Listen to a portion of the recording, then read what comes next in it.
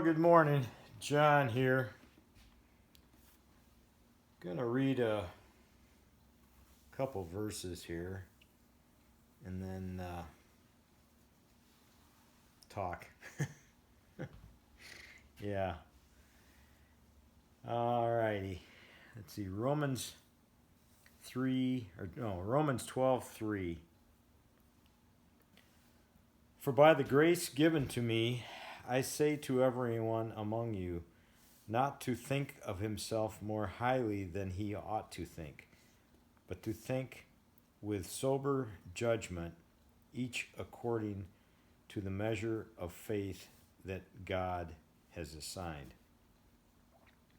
I read that the other day and I'm thinking, wow. Yeah, that's right to the point there. Let me read it again. For by the grace given to me, I say to everyone among you, not to think of himself more highly than he ought to think, but to think with sober judgment, each according to the measure of faith that God has assigned. And as I often do on the treadmill, I'm thinking, okay, how does that apply to my life? And I'm thinking of all the steps that God has taken me from early adolescence and childhood to grade school and junior high and high school, 1 semester of college, 4 years of carpenter apprenticeship, working my first job at 16 at Nicholson Hardware, working as a carpenter my whole life, the buildings I've built, the people I've come in contact with. I was on the board of Habitat when it first started here in this town for 4 years. I was in charge of building the houses for those 4 years, to all the buildings in between and the people that I worked with, and now what I'm doing now. And I'm going to read that verse again. For by the grace given to me, yeah, God gave me lots of grace in all my shortcomings and failures. Boy, I don't have enough digits to count all of them. I say to everyone among you, not to think of himself more highly than he ought to think. And we all struggle with that. And God usually cuts us down, as the song goes by Johnny Cash. But to think with sober judgment, each according to the measure of faith that God has assigned. And I'm thinking of that measure of faith. Faith the size of a mustard seed can move mountains.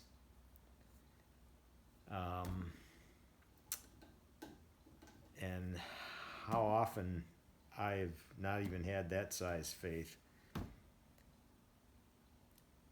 But yeah, there's a lot there in that verse, especially when we see where we are now in our current state of evil increasing at an exponential rate. I could go back and you could probably do a graph of where that evil, but it seems like we're at the roaring lion part that's described in the Bible in the last days. I don't know if the assassination of Charlie Kirk just kind of triggered those realities, but let me read another verse here. Revelation 13, 16 through 18. Okay.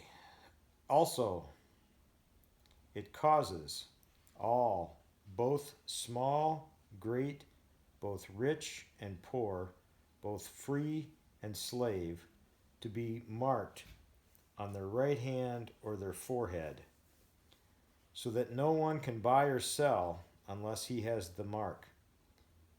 That is the name of the beast, or the number of its name. This calls for wisdom. Let the one who has understanding calculate the number of the beast. For it is the number of a man, and his number is 666. I don't know how many times I've read that verse and throughout my 66 years, and can't quite figure out how that's going to happen. It's like, what? How's that going to happen? And then, as of late, in Europe, all the leaders over there are giving a deadline. Unless you have what they call a digital ID, you're not going to be able to function in society. You're not going to be able to work. You're not going to be able to buy. You're not going to be able to sell. And I hear leaders in this country that are fighting it, creating legislation for it or against it. But then they turn around and they pass, and they're calling it the Genesis Act. I think that's what it's called. I think it's called the Genesis Act, yeah. And there's things in there that are basically still building the infrastructure. It's with all of the stable coins, Tether and the like.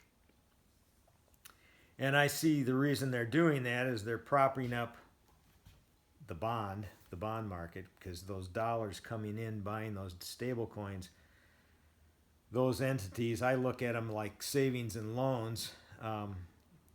They're purchasing treasuries and funding what looks to be World War III deficit, or the World War III spending that they'll need. And it's basically building the roadwork, the structure. The plan hasn't stopped. This to get to this point. This is an act of worship, similar to what happened to Shadrach, Meshach, and Abednego. You can read about that in I think that's in Daniel 3:16. I'm not going to read it. 3:16 through 28, I believe. And then you can read about Daniel in the lion's den, and further down in Daniel 6. And what was that? That was the same act of control, worship. And it seems like that whole evil doesn't change its playbook. It uses the same playbook, but with different technologies, the technologies of the day. Just as I see how AI now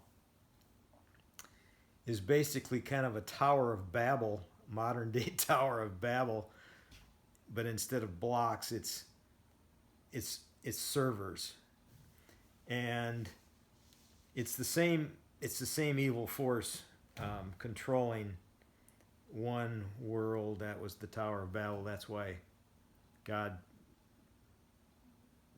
separated them all with tongues that they didn't understand, and the different languages. At least that's my take on it. I could be wrong. I should go back to the verse I just read.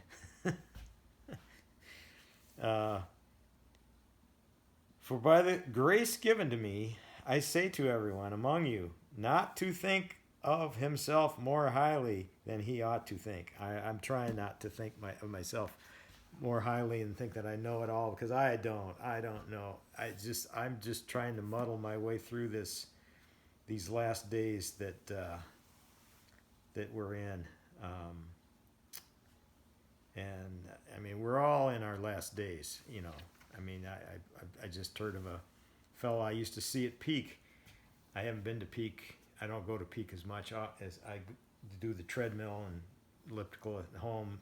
I go to Peak more in the summer when I go with my wife to the pool. But I used to go a lot. I used to go three, 4 times a week.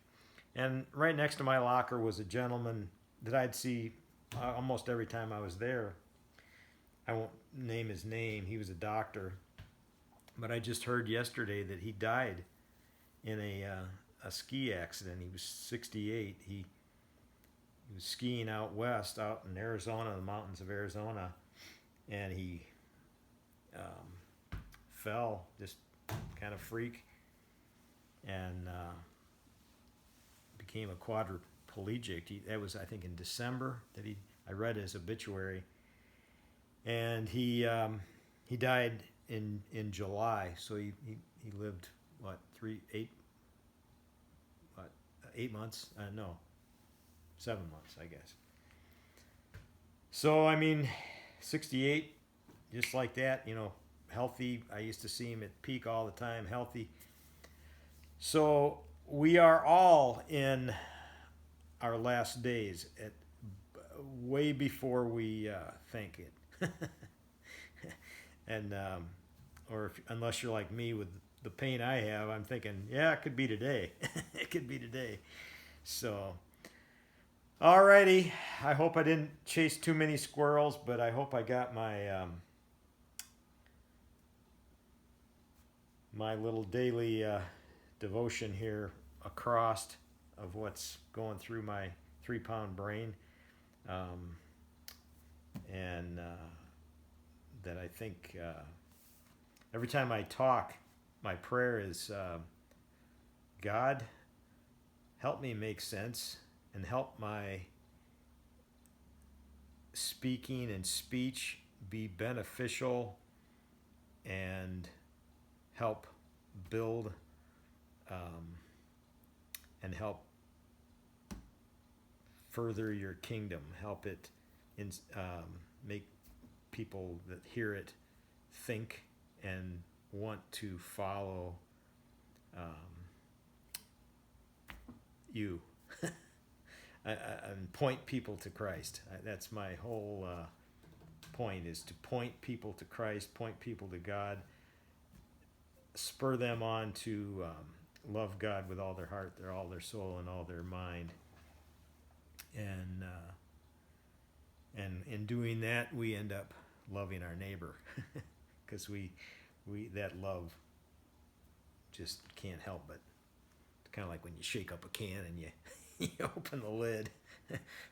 So I'm trying to shake up the can right now, and then you can pop your lid and love your fellow man as yourself. So, all right, enough jabbering, enough squirrel for one day. So you all have a good day. God bless. I hope to see you on the river.